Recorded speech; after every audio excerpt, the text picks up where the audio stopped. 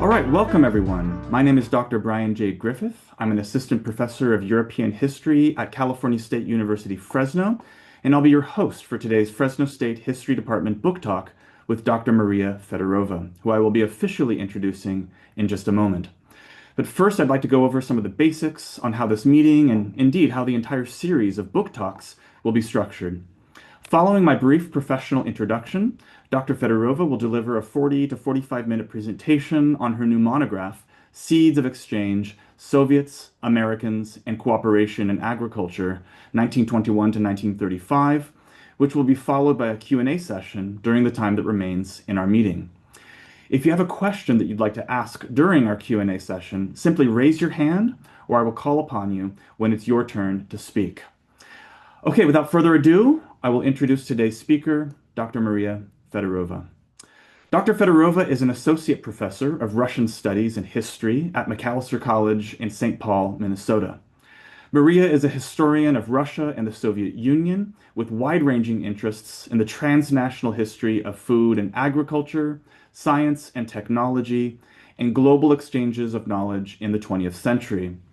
Dr. Fedorova teaches a range of interdisciplinary courses, including Russian and Soviet history, the global history of food and agriculture, and the history of science and technology, among others.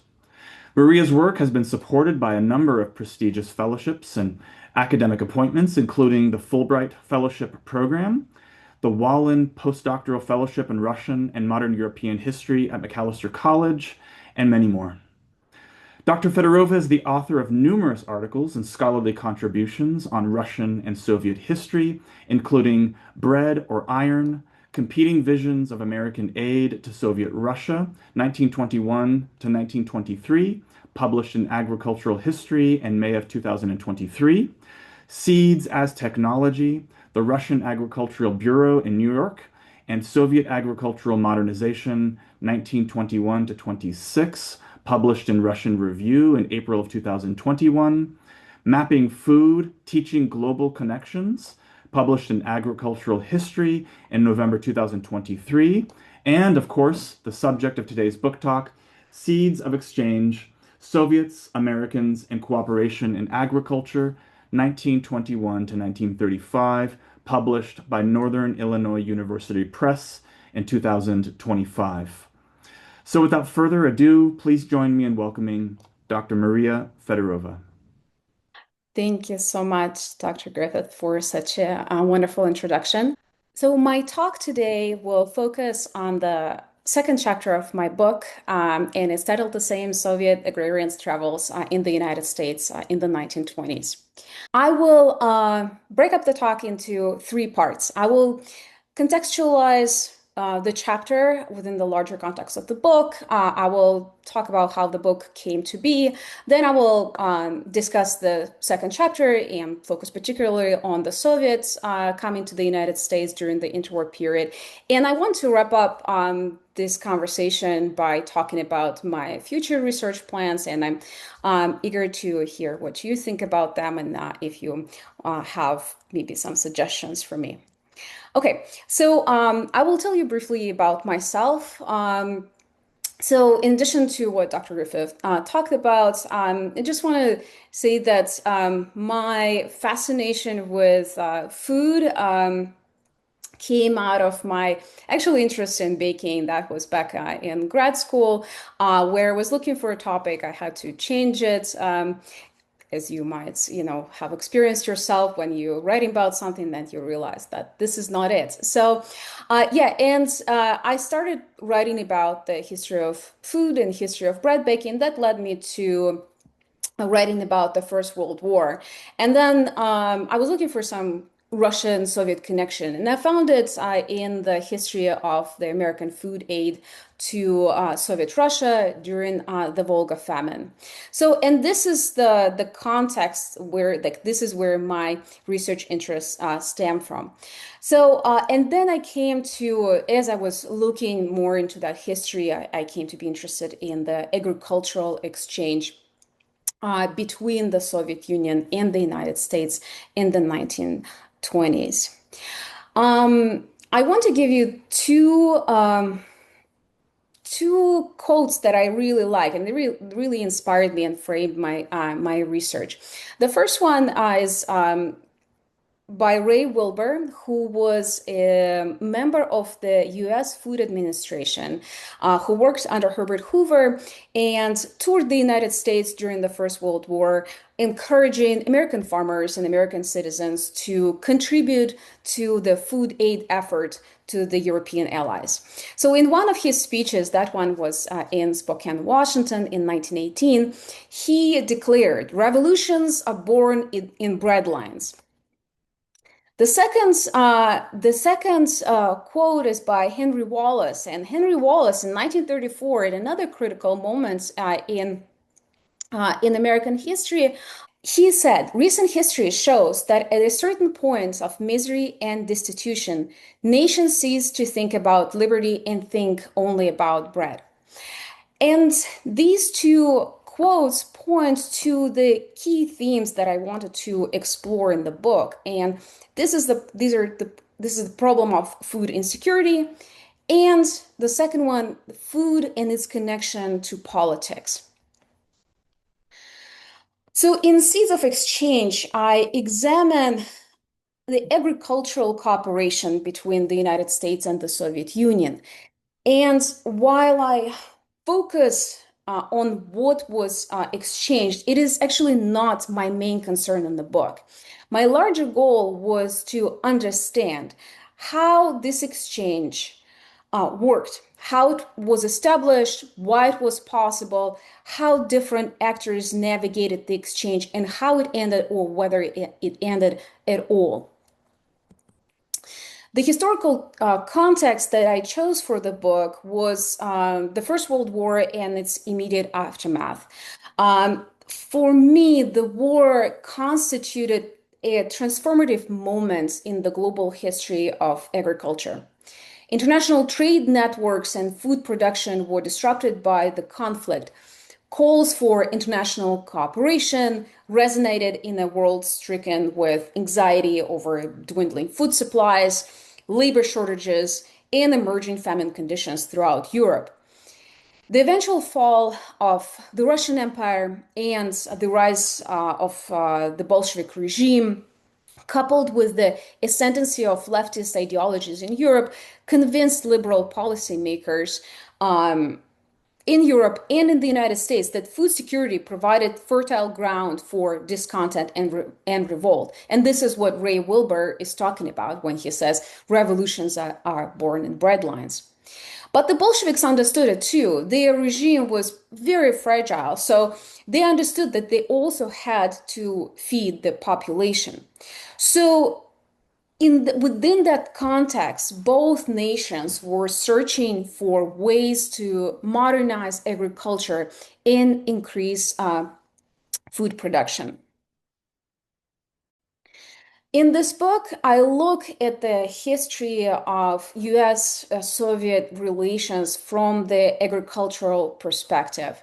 And what I wanted to challenge in this book is the idea that throughout the 1920s and 30s, that the Soviet Union was a passive recipient either of American food aid or American agricultural technologies.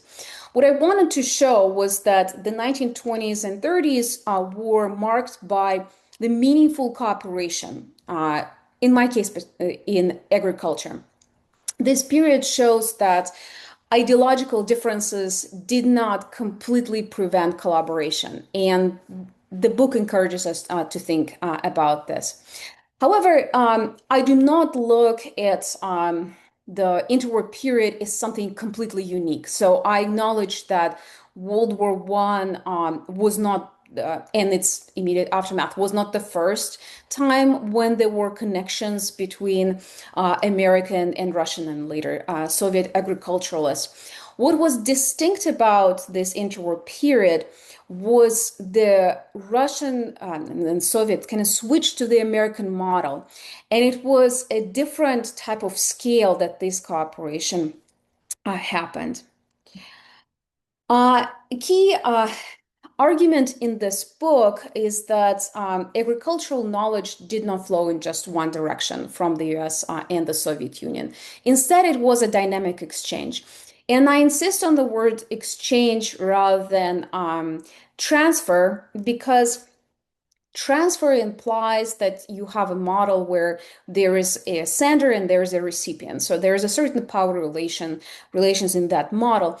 By adopting the idea of exchange, you have a more equal relationship.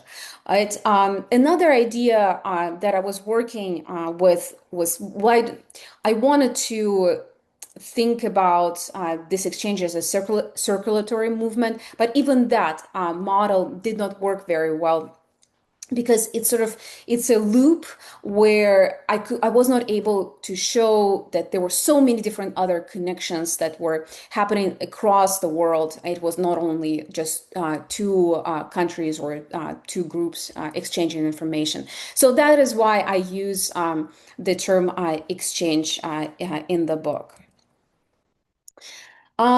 Whereas some scholars have focused on official transactions between Soviet and American government agencies during the interwar period, I highlight an exchange conducted by individual experts who navigated state-level bureaucracies to engage in this kind of global attempt to solve the problem of food insecurity. So I followed these experts to different locations and places, from the vast fields in southern Urals to the cramped small offices in Manhattan, to the steppe regions in near Rostov-on-Don. And here on the right, you see a map. It's a route that M.L. Wilson, who then worked for the USDA, he suggested this route to Lev Margolin, then head of State Farm number 2, one of the largest state farms in 1929 in the Soviet Union. So, and this is kind of, he mapped out, he said, Lev, you have to go to these particular farms in Montana and a part of North Dakota, also in Washington, in order to see the most advanced techniques in labor organization, in the organization of large-scale farming, etc. So I went through some of the parts of this route. I didn't go to farms themselves, but I saw the eastern Montana, and kind of I tried to experience what my Soviet travelers experienced then back in the 1920s. The rural areas that I explore in the book were predominantly wheat-producing regions. This emphasis is intentional, as both the United States and the Soviet Union prioritized industrialization of wheat during this period. And this shared focus resulted in similar challenges posed by mechanization, the introduction of new varieties, labor reorganization, and education. As for the people whom I follow in the book, they were a very diverse group. And one of these groups will be the focus of my talk today. So here are 4 prominent Soviet agrarians, or people who were involved in agriculture. So Nikolai Tulaykov, a graduate of the Moscow Agricultural Institute. Tulaykov was a leading expert in experimental agriculture. He is best known for implementing drought-resistant crops in southeastern Russia. Nikolai Kondratiev, you might know his name. He was a world-famous agricultural economist, known for his cyclical theory of economic cycles. Maybe you heard the expression Kondratiev waves. The third one was Valeriy Nabolensky. He took a pseudonym Nikolai Sinsky. He famously, he was one of the most prolific writers out of the 4 of them, and he left an economic diary where he described his travels across the United States. It's a great source. And finally, older brother to renowned physicist Sergei Vavilov, Nikolai Vavilov. I do not know even if I need to introduce him because his name is probably like everybody knows who Nikolai Vavilov was. So he was one of the most famous geneticists and plant botanists in the 20th century. He traveled around the world to find centers of origin for plant diversity. So seemingly these are four very different people with different specializations, right? We have experimental agriculture, agricultural economy. We have Nyasinsky here, he's more involved in agricultural policy making, and Vavilov in geneticists. So what do all four of these men have in common? So they are all interested in the problem of raising agricultural production. They're all interested in solving the problem of food insecurity in Soviet Russia and later the Soviet Union. Um, and to do so, they look for solutions not only on their home soil, but also they're interested in foreign experience and expertise. They see similarities between soil and climate in wheat producing regions in Russia and the United States. So they try to look for new ideas, technologies, new methods of organization, etc.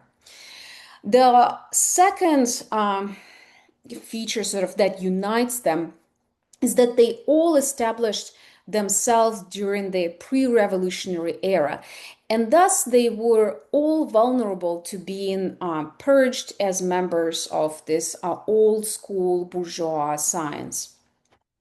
Their expertise, however, made them indispensable for the Bolshevik regime, which had not established yet a sufficient core of red scientists. Thus, anything they could do to further cultivate the expertise was in their best interest. For those of you who have ever traveled abroad and had to get a visa, and particularly in the countries that are in the post-Soviet space, so the following will come as no surprise. Some things do not change. For the rest of you, it's important to understand that the difficulties these intellectuals, these experts faced in facilitating their travel to the United States.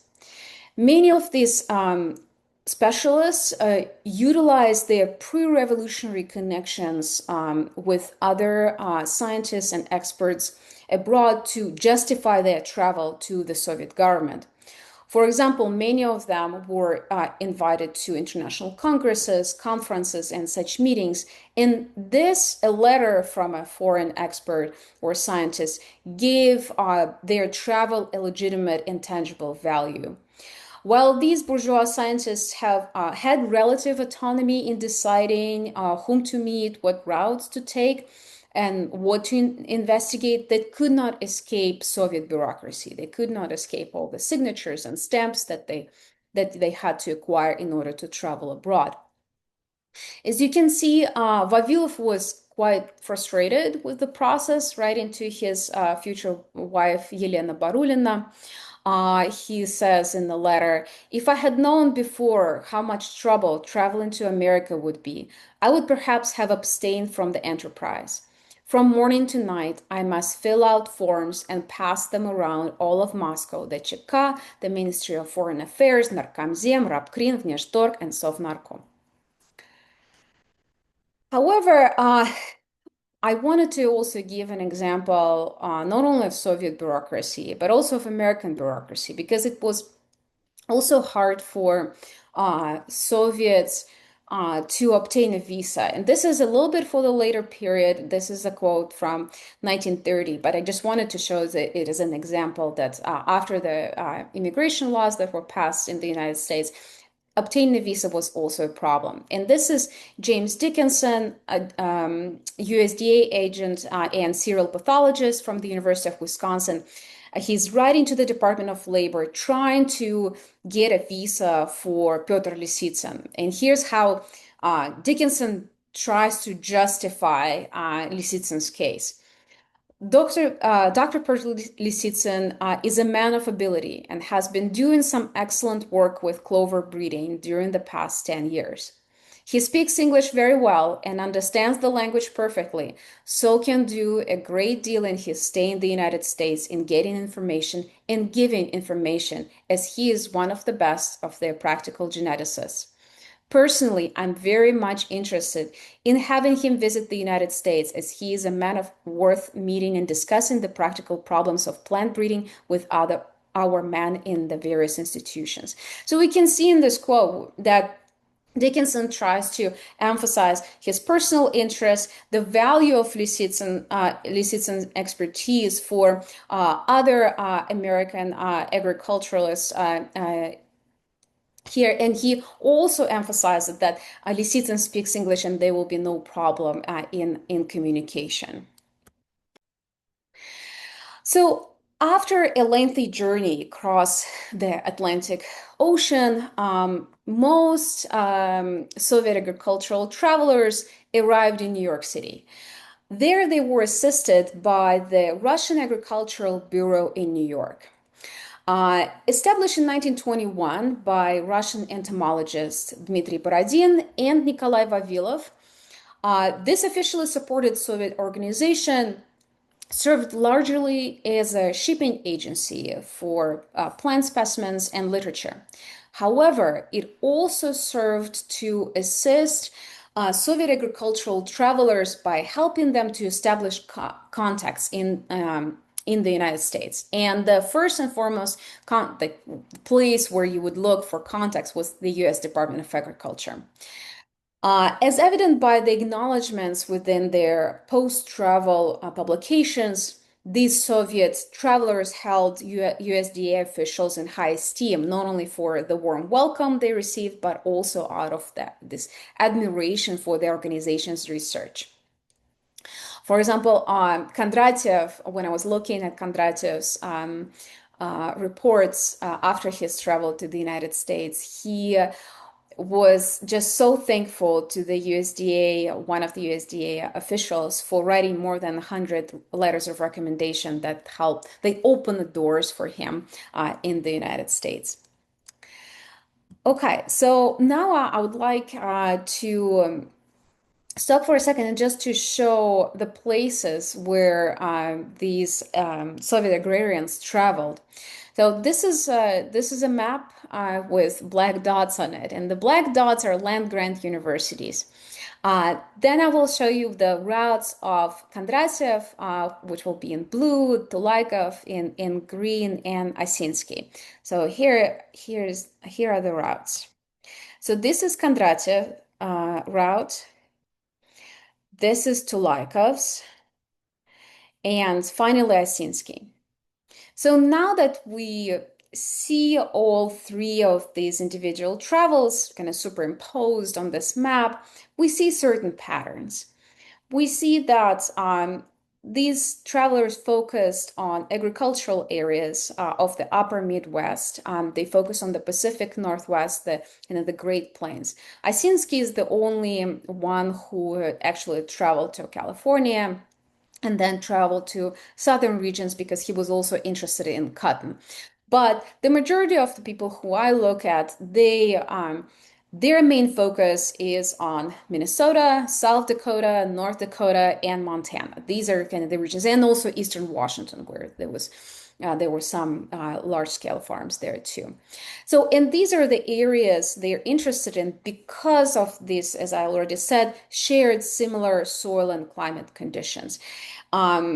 With the wheat-producing regions in Soviet Russia, because during the 1901-1923, the Volga region, one of the wheat-producing regions in Soviet Russia, were hit by severe droughts, and coupled with poor Bolshevik requisition policies, there was a famine that took lives of millions of people. So part of why these travelers go to these regions, they want to explore dry farming techniques. They also want to see how new drought-resistant crops, etc.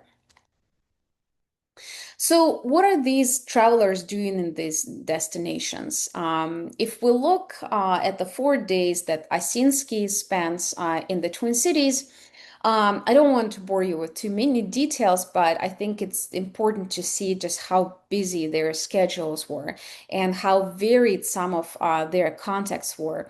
One of the important meetings, at least on this agenda, is the interaction with John D. Black. While we do not know, Asinski does not describe in his economic diary what he discussed in particular, but it's worth noting that Black was one of the most prominent agricultural economists in the United States from the early 1920s to the 1950s. Also, another interesting detail that I found in the archives and also in published sources that this immense interest of American businessmen, farmers, just people with whom these Soviet agrarians met in the state of Soviet agriculture and just in the state of the Soviet Union. In his economic diary, Asinsky recorded multiple instances where he was subjected, and I quote, to an inevitable series of questions about the USSR, including its political, economic, social developments, etc. So we've covered how the Soviet travelers got to the United States, the bureaucratic obstacles that they faced, the routes they took. Now I want to turn to the questions. What happened after that? What happened after they came back? What findings they presented? The majority of what they produced in terms of scientific literature passed through, of course, official channels. Some of these findings were presented at conferences, public lectures, or they were simply published in books and articles. For example, Kondratiev presented his findings in early 1925 to the People's Commissariat of Agriculture. The report was of such interest that the heads of multiple departments were compelled to attend his talk. And afterwards, the head of the People's Commissariat of Agriculture created a special committee to work with the findings that Kondratiev presented to come up with policies. Others widely presented their findings at conferences. Tulaikov was one of the most active presenters, and also he published a lot after his travels. So among the various topics covered in these publications and presentations, three themes stood out. And there were other themes, but I felt like these three were the most prominent ones. And the three themes are the organization of the USDA, American agricultural education, and tractors. With regard to tractors, many of you might be familiar with the Soviet fascination with tractors. Tulaikov and Asinsky, however, were very skeptical about tractors. Asinsky was concerned about whether Soviet soils would be conducive to what he called tractorization. While he noted tractors were in use in Minnesota and Iowa, farmers in Montana and South Dakota, who faced similar soil conditions to that of the Volga region, insisted that tractors were, and this is a quote, an object of obsession or tractoromania. Asinsky saw that tractors, as they were in the early 1920s, were not able to deal with soil conditions of South Dakota and Montana. As for Tulaikov, he was more concerned with the educational aspect and with the kind of infrastructure. Having witnessed the education, maintenance, expense that came along with tractorization, he feared that it was too expensive for the Soviet state to invest in this, and he was afraid that the Soviets would that Soviet peasants will simply break these tractors. And spoiler alert, yes, he was right. It was very expensive, and peasants will break these tractors, and there will be not enough parts sometimes to fix these tractors. So his predictions were correct. So there are some famous stories, and they're not in my book, but they're in some other publications about peasants breaking tractors or using tractors to boil water for tea. For that one, you can I think it's in Deborah Fitzgerald, Every Farm a Factory. Beyond American tractors, Soviet agricultural travelers wrote extensively about the U.S. Department of Agriculture. In comparing the Soviet agricultural extension system with the USDA, Tulaikov proposed radical territorial reforms in Soviet provinces, where he said Soviet provinces or gubernias should be replaced with a region, oblast, that will be very similar to an American state. And this region would serve both as an administrative and agricultural unit. Just like in the United States, it will have every regions or states uh, will have an urban center, and that urban center will have an agricultural college. So if it reminds you of anything, so he was basically like replicating the USDA and how it functioned during the interwar period in the United States. So Tulaikov hoped that these reforms would make the organization of agricultural work and education from the center to periphery much more efficient and transparent. And that was one of the things that fascinated these Soviet agrarian travelers, the efficiency. Um, so in one of the documents that I found, Tulaikov said, "For me, it does not seem like a wild thought that someday our overly bureaucratic Narkomzem, and that's People's Commissariat of Agriculture, at the Old Square in Moscow, where it is very difficult to find 10 people qualified to do scientific work, will turn into something that resembles the USDA in Washington, D.C. Concerns about payments, cutters, and salaries will cease and real scientific work will begin." While Tulaikov undoubtedly pointed to real differences between Narkomzem and the USDA, we have to remember that his visits to the United States were also choreographed in a way, and he had certain schedule. He met with the people who he had letters of recommendation for. So, I mean, that is also we have to take this into account. So Tulaikov also admired the selective and practical nature of American agricultural education that focused on what farmers needed to know for the day-to-day operations of their farms, as opposed to more inclusive and theoretical approaches in Soviet Russia.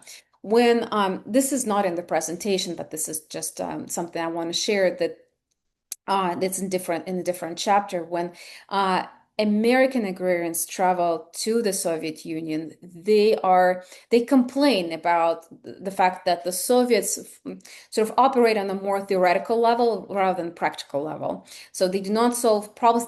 They have a very good foundation of theoretical knowledge of agriculture, but they do not have any qualification to sort of implement it, and help the farmer. And that's what Tulaikov kind of admired in the American model, is that ability of the extension services to provide practical advice to farmers. In addition, he was impressed with the way which the USDA served as a hub for these education networks. So what we've discussed so far were the ideas that Soviet agricultural experts brought back, and now something more tangible that they acquired during the visits, and these were seeds. So if we go back to the photograph of the Russian Agricultural Bureau in New York, you will see these white envelopes everywhere on bookshelves, on the table, and I think some of them are even on the floor. And these envelopes, they had seeds in them, the seeds that will be sent to the Department of Applied Botany in Petrograd. It's a Vavilov's department. So over the course of 1923, for example, the Bureau shipped more than 8,000 seed samples to Soviet Russia. And to obtain these seeds, Vavilov and Borodin reached out personally in personal letters in official requests two different American agricultural experts whom they met during their travels. So by traveling through the United States, the Vavilov and others were able to establish personal contacts so that then they could write personal letters asking to send those samples. So among I'm conscious of time, so I will wrap up a little bit, be a little bit quick, but so they were interested. Wheat and corn were just some of the seeds that Vavilov sought after, but among like these varieties, there's a drought-resistant varieties, and this is what Vavilov wanted to acquire, but also he got many requests from smaller provincial experimental stations in Soviet Russia, and they asked him to connect with Americans to get those drought-resistant seeds. So in the beginning of the talk, I talked about the connection between food insecurity and agriculture and politics. So the one of the goals in the book was to show how agriculture can be political, and traveling across these agricultural regions is also has political some political consequences. So the consequences began to materialize when Soviet agricultural travelers began to find themselves at odds with Stalin's vision for modern Soviet agriculture. Politically speaking, the most important and influential of them, who was more involved in policy making, was Nikolai Kondratiev. At that time, he worked at the People's Commissariat of Agriculture. He also presided over the Conjecture Institute, working with leading agricultural scientists and economists of the time. He was working on developing the new economic policy. So Kondratiev and his group advocated for gradual development of Soviet agriculture by the means of cooperation. In October 1927, Vyacheslav Molotov, one of the closest supporters of Joseph Stalin, requested Kondratiev, Chayanov, and Nikolai Maslov report on the state of agriculture. So Kondratiev writes this report and declares that Soviet agriculture had not yet demonstrated any evidence of qualitative development or sustainable growth, and that Russia, the Soviet Union, was not ready for forced collectivization and rapid development that Stalin was proposing. In 1928, Stalin and his supporters declared that Kondratiev and those who shared his ideas were enemies of the Soviet state. He was subsequently fired, and his name was turned into a pejorative, Kondratievщина, to equate it with the ideology of kulaks, or rich peasants, and the restoration of imperialism. Repressions of these pre-revolutionary bourgeois experts continued at the first All-United Conference of Agrarian Marxists in December 1929, when those who supported Kondratiev and his cohort were threatened with repression. The final blow came in 1930 with the beginning of the Labor Peasant Party case. In early 1930, Kondratiev and his colleagues were arrested and interrogated on suspicion of anti-government activities. And this case is famous. Lots of monographs talk about this case. But what I wanted to emphasize in the book is that the very connections Kondratiev and his fellow travelers established during their foreign travels served as the noose by which they were hung. Alleging that Kondratiev and others maintained, and I quote, the close contacts with foreigners and kept them informed of the political and economic state of the USSR, the state police forced confessions that conflated their scientific connections with espionage. In doing so, the relationship between agricultural science, travel, and politics became a death sentence for them. So if you look at the dates of their death, I did not show them on purpose. at the beginning of the presentation where I showed you just the photographs of these poor people, but this 38, 38, 38, and then 43. So Vavilov originally did not fall victim to the Great Purge. But later he would share the fate of his fellow experts. He was arrested in August 1940 on the charges of his connections to the Labor Peasant Party and foreign espionage against the Soviet Union, though he never admitted that. In July 1941, the Supreme Court of the USSR sentenced Vavilov to death.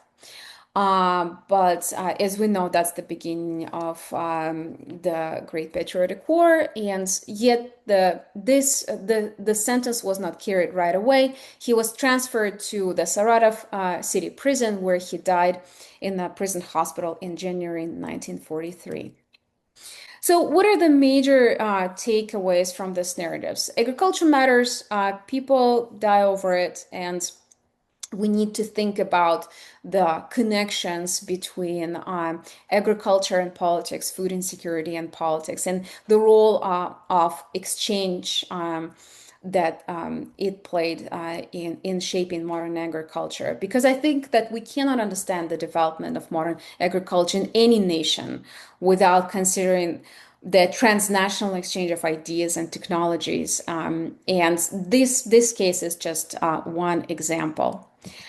And I just want to, I promise to talk about my research plans. So, my research plan for the next several years includes working on my second book project.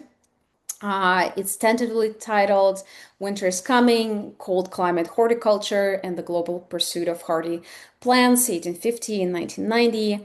I did not go very far from the transnational approach. I still, I think it's a very productive way of looking at history. So the project will examine the history of transnational efforts to cultivate crops, fruits, berries, and other edible plants in so-called extreme northern conditions. So I hope to look into cold climate. Thankfully, I'm in Minnesota, so first of all, I do not have to go too far. And I'm not far from the Canadian border, so I can go to Canada and explore those regions as well. But I also hope to obtain some archives also from northern Russia and perhaps Scandinavia as well. So that is the plan. And that is it. Thank you so much. Thank you very much, Dr. Fedorova, for that wonderful presentation. At this point, we can open things up to Q&A from the audience. Just as a reminder for the kind of format and protocol here, if you're interested in asking a question, you can use the raise hand function at the bottom of your Zoom screen, or in the chat dialog, you can enter the word stack, and I will take things in the order in which I receive them.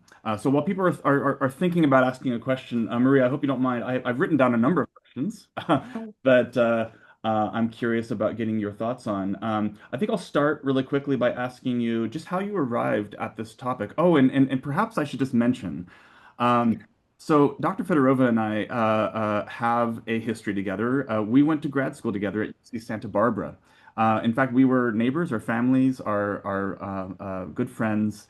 And so, just first and foremost, this is a great pleasure for me, just as a friend of Maria's, to be hosting her. But so I'm roughly familiar with the story of the development of your dissertation, and its fruition into a monograph. But maybe just give us an impression of how you arrived at the topic and how this project evolved over time.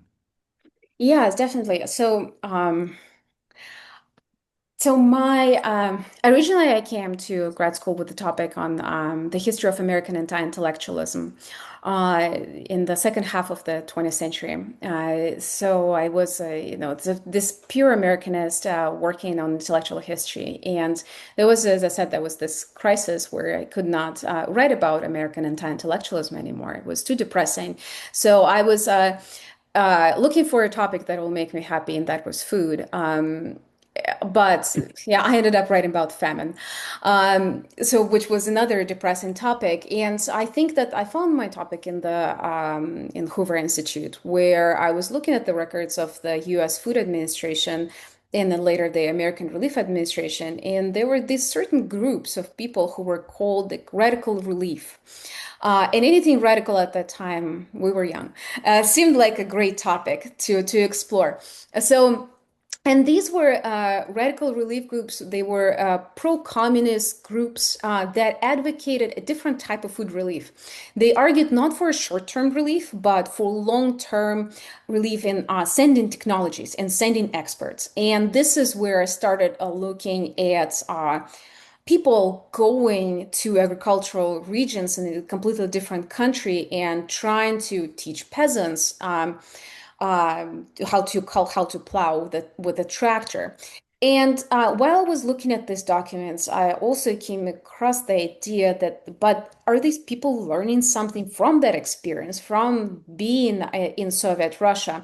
And this is where the idea of the exchange came from, and that's how I developed the topic. And the more I looked into it, the more stories I came across that there were actually many people who traveled across the Atlantic to find solutions to this problem of growing food and feeding people. Great, great. Thank you for that. We have a couple of questions in queue. First, I'm going to go with Daniel Brett. Okay, hopefully you can hear me.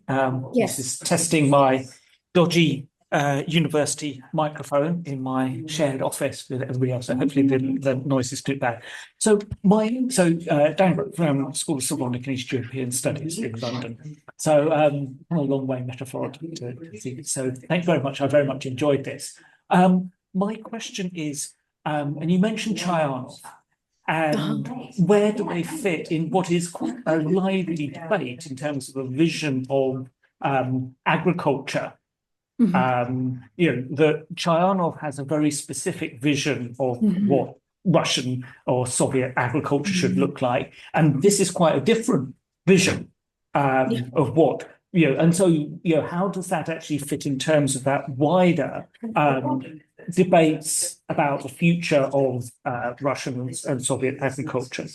My other question is about other places that people looked at. I work on Romanian and Polish agrarianism, and so they're always looking to Denmark.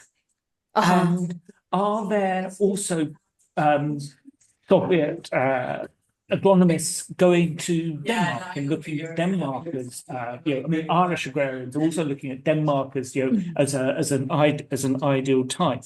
And my third question is about pre-revolutionary exchanges, and the person I was thinking about was, of course, Louis G.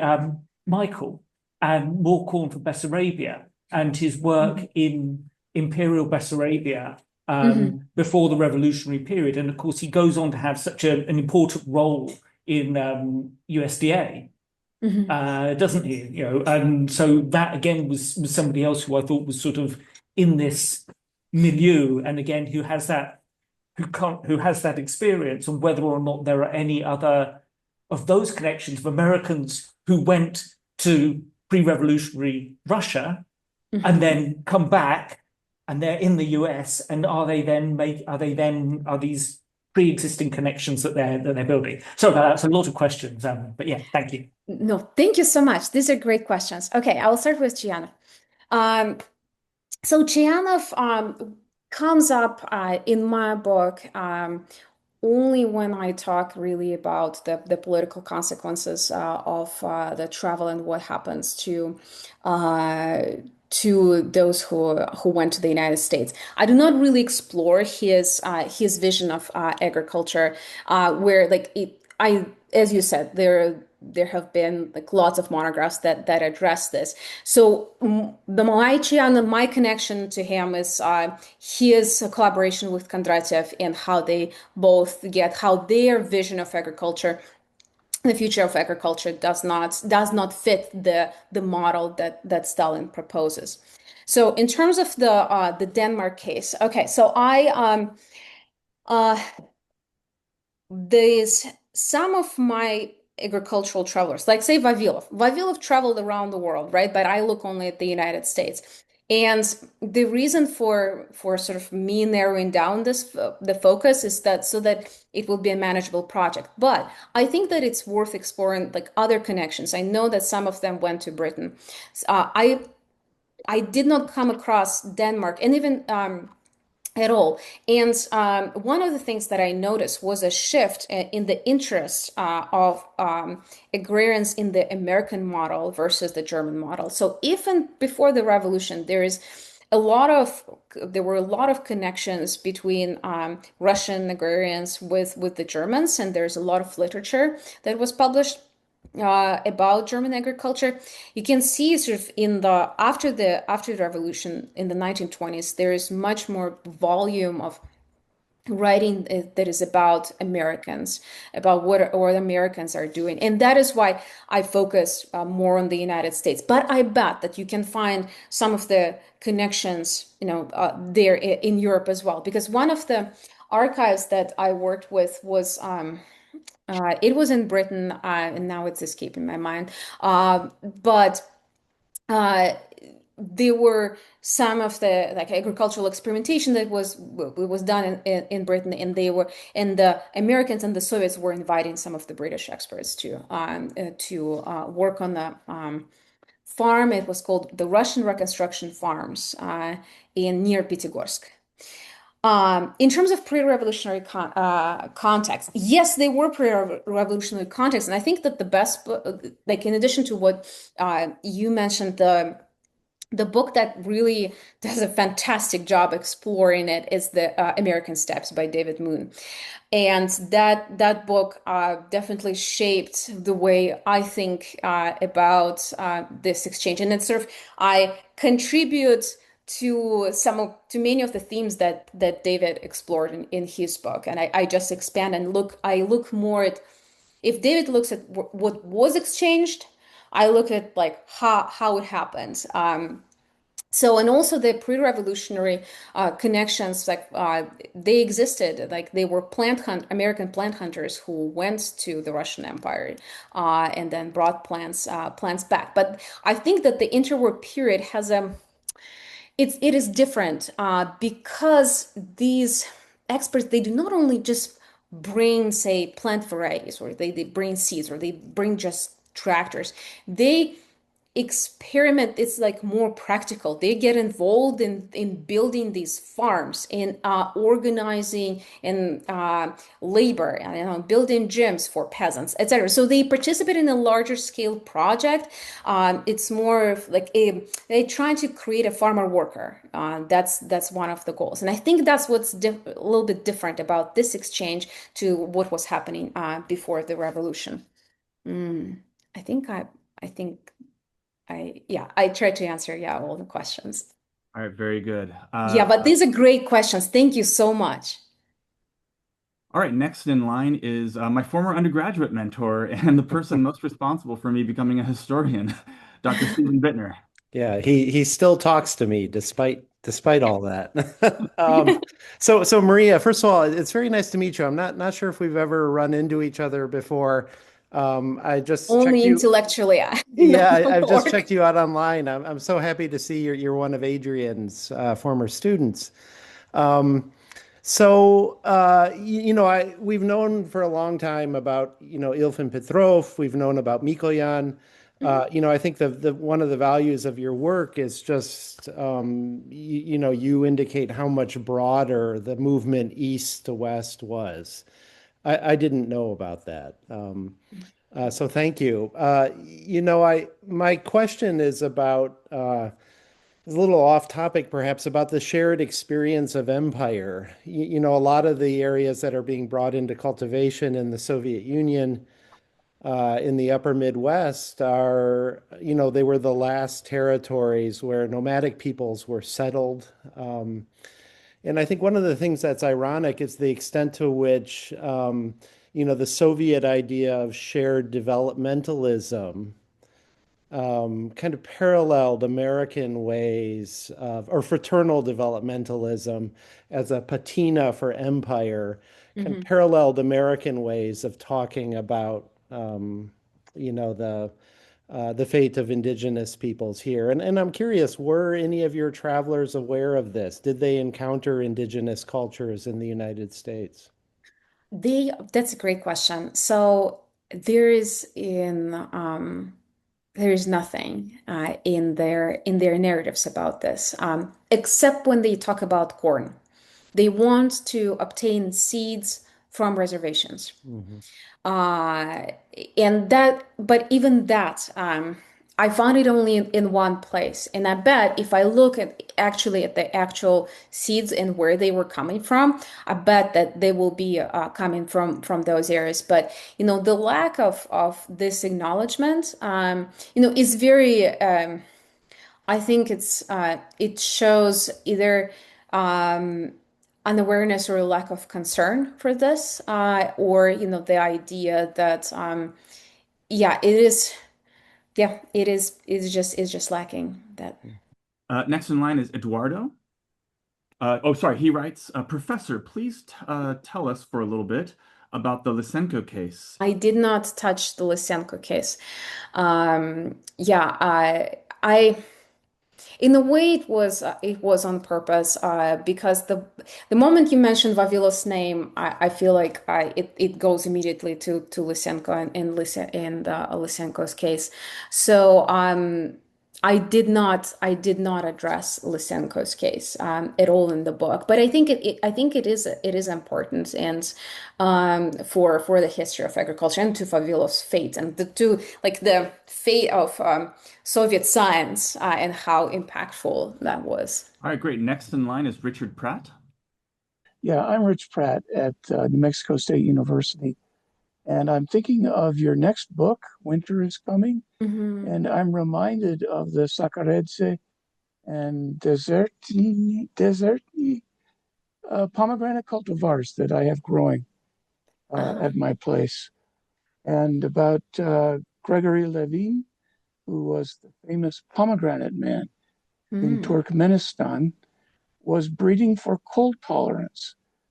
So I hope you will also consider the importance of winter hardiness in Hmm. desert regions. Hmm. That is part of the reason they're planted here, because this is kind of a borderline for winter hardiness for pomegranates at this latitude.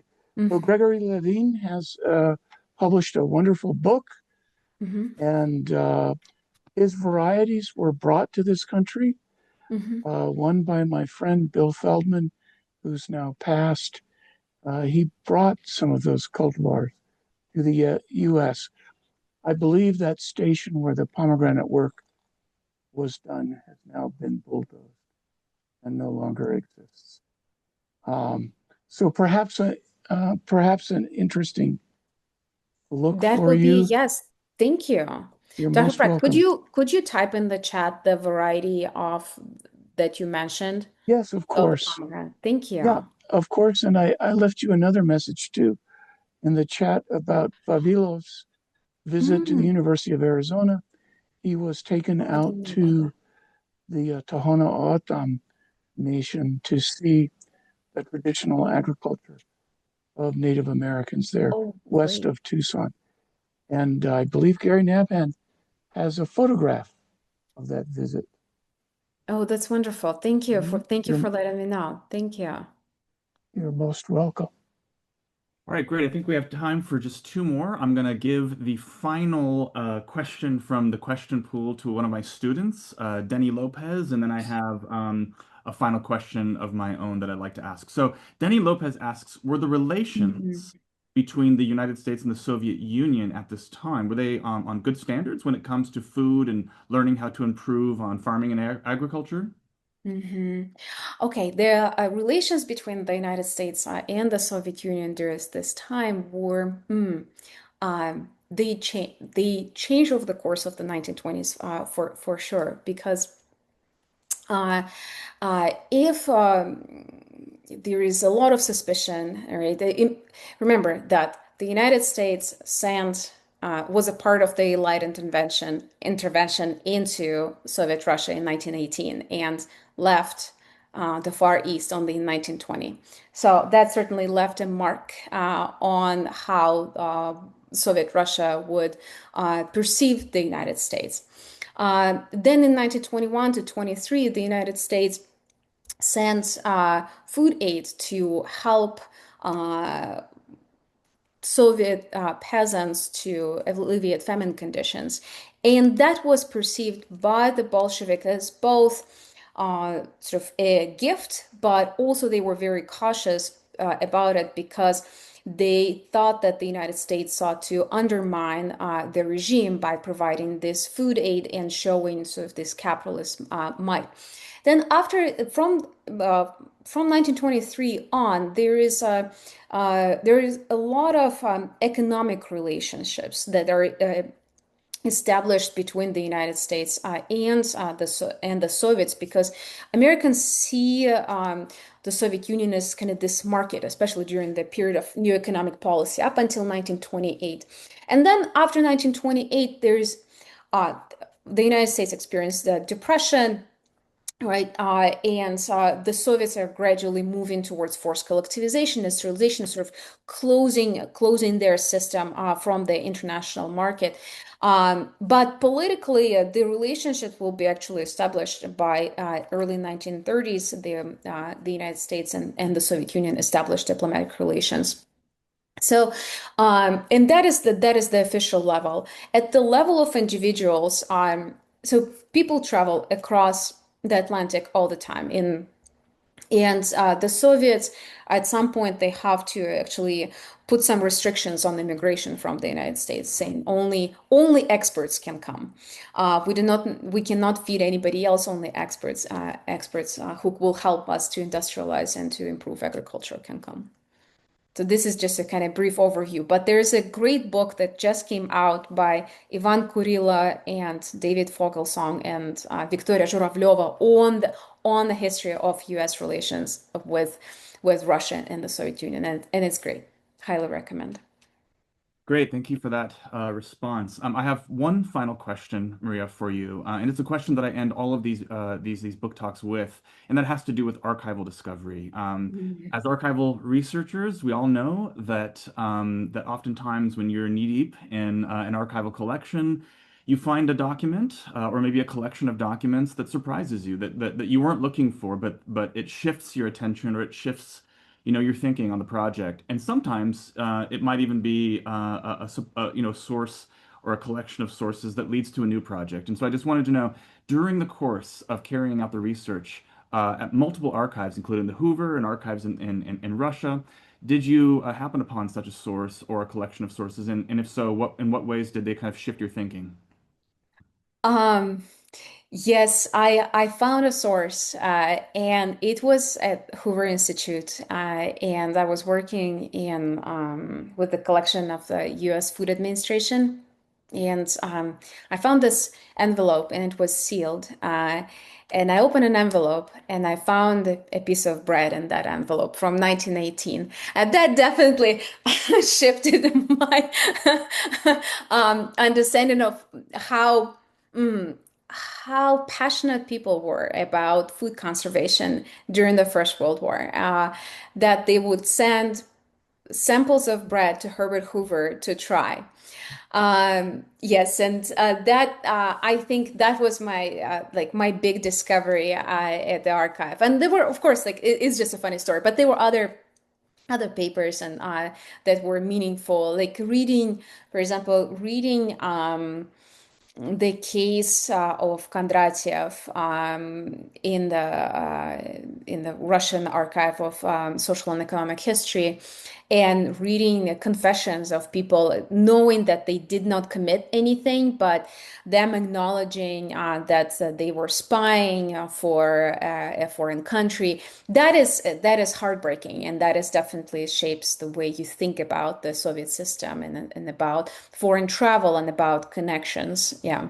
Being so also being a part of the exchange myself, being from a different country and living here and sharing like my knowledge and expertise, it's also sort of a little bit personal too. Sure. Yeah. Well, I'll have to say, as a researcher of wine under fascism, it would be wonderful to open an archival box one day and to find a full bottle of wine from the 1930s in there. It Oh, hasn't yes. happened to me yet, but Invite me. well, on behalf of everyone here, thank you so much, Dr. Fedorova, for your presentation today and for answering these questions. Thank you so much for the questions. Thank you, everyone who came to listen to the talk. I really appreciate it.